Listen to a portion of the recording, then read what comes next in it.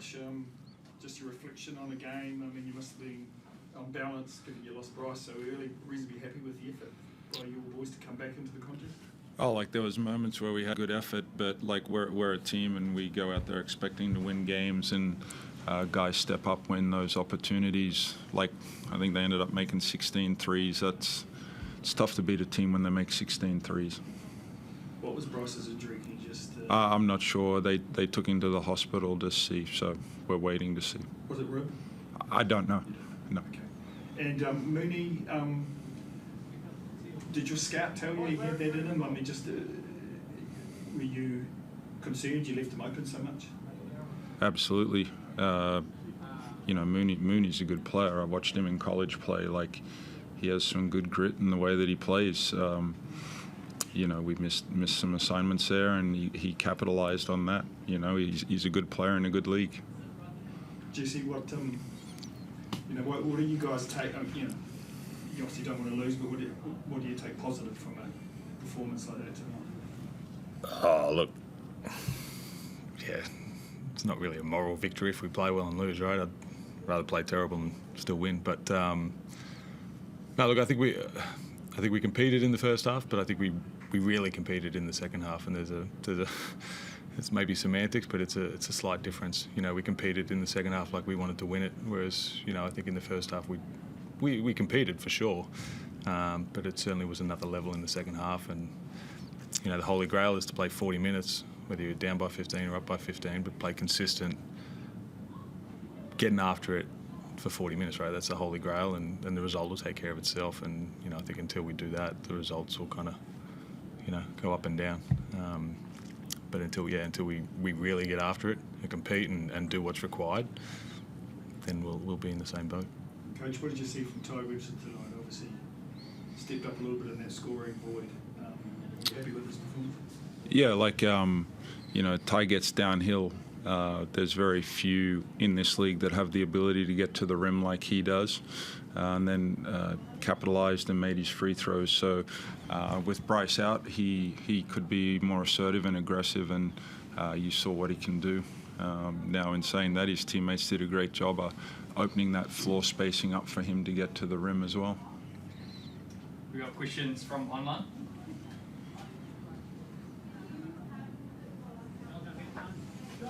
When you saw Bryce go down like he did, how did you get the group back emotionally? Because it was a strange injury, and then he collapses, and then you got to get everyone's heads back in the game. Yeah, yeah. In the moment when an injury like that happens, you're just not quite sure. You always hope that the player's health is foremost at the front of my mind, and then you do put your attention to the group, and then how are we going to continue on? And it did take us a minute because he is such an integral part of our team. To Jesse's point, it probably just took us a little minute in the first half to recalibrate, but then the second half, we competed and we got after it. But in this league, if you just take the foot off it, or you just take a minute to find your feet, that can mean the difference between winning and losing. And told the guys afterwards, we've had 4 losses, 3 of very close losses, and it's a fine line. Their 3, some of our turnovers in the first half, it's hard to arrest momentum from someone else when you're self-inflicting wounds. I doubt you'd have, even in the back of your own head, a plan B for losing Bryce in the first 2 minutes of a game. So how quickly did you have to get your head around the fact that he was gone and you had to mix and match with new players now? Yeah, the thing, well, for me, when I approach practice during the week, you put certain lineups together. I certainly don't put lineups together for Bryce to be injured. I put him where I can give him a rest. So that's where your change of gear comes in. You reflect on those moments and what you see and what you felt was going to be a good combination out on the floor.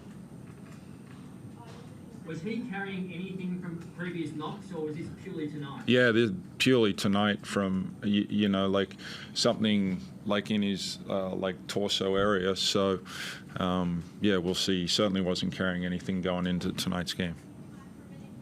I know you don't know much at the moment, but that area of the body makes it hard to fly for a lot of people.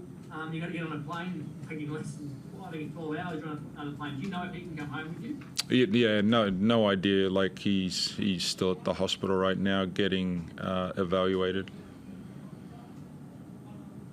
Thank you. Yeah, no worries. Thanks, Craig. Cool. Any other questions? Just one from me quickly, Jesse. When you're sitting on the bench and you see somebody like Bryce, who you know how tough he is, go down like that, you knew something would have to be wrong.